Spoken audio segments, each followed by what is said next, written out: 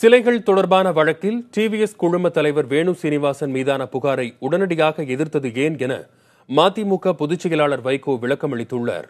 புதிய தலைமுறையின் சிறப்பு நேர்காணலில் நிர்வாக ஆசிரியர் கார்த்திகை செல்வனின் கேள்விகளுக்கு அவர் இவ்வாறு பதிலளித்தார். சிலை கடத்தல் வழக்கு சம்பந்தமாக திரு வேணு சீனிவாசன் அவருடைய பெயர் அதில் சேர்க்கப்பட்டது. உடனே நீங்க ஒரு அறிக்கை கொடுக்குறீங்க. எனக்கு வேணு சீனிவாசன் நெருங்கிய நண்பர் அல்ல, நான் ரொம்ப காலவற்று பழகினதில்லை, அவர்கிட்ட எந்த உதவியும் நான் பெற்றதும் கிடையாது. கலைஞர் அவருக்கு எந்த முக்கியத்துவம் கொடுத்தாரோ அதே முக்கியத்துவத்தை ஜெயலலிதாவும் கொடுத்தாங்க.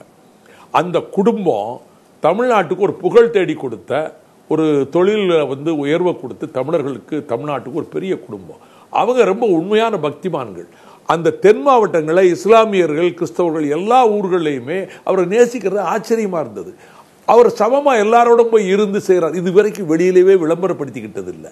இது எல்லாம் நான் அறிந்ததனால் இவ்வளவு சேவை செய்த ஒரு மனிதர் ஒரு இந்த மாதிரி கோயிலில் போய், அதுவும் கோயிலில் ரொம்ப உண்மையான பக்திமான்கள், அவங்க ஒரு தவறு செய்ய மாட்டாங்கும் போது ஒரு பழிச்சொல் வருகிற பொழுது, அவர்களுடைய நற்பெயருக்கு களங்கம் விளைவிக்கின்ற ஒரு முயற்சி நடைபெறுகிற பொழுது நான் எங்க அநீதின்னு நினைச்சாலும் நான் எதிர்ப்பேன்.